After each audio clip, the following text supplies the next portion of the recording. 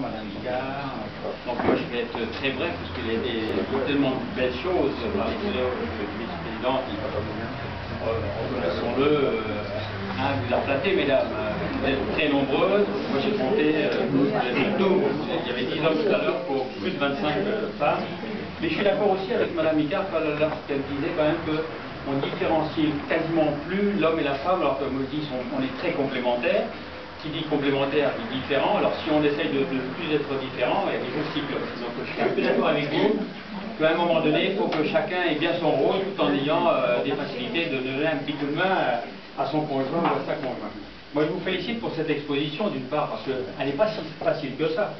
Elle est très pointue dans le fond et M. Lowe l'a très bien expliqué dans toutes les facettes, autant quand on a peut-être pris un peu la femme comme rien pour dire c'est le ménage, c'est la cuisine et tout ça et l'homme était quelque chose de plus, hein, je veux dire aussi simplement que ça.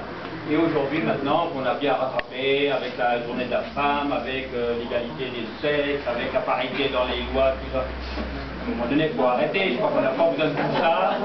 Je crois que la femme est bien capable de se débrouiller toute seule pour arriver à faire la pige à son bonhomme. Hein, je veux dire aussi simplement aussi. Donc, non.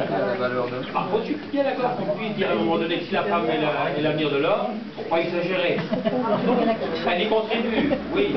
Ben, est-ce qu'on n'a pas besoin des hommes aussi? Vous connaissez-le, mesdames. Donc, voilà, je pense qu'à un moment donné, cette exposition, peut-être mettre un accent de plus. Je ne peux pas dire un petit peu en arriéré, elle aurait été beaucoup plus tôt, on aurait dit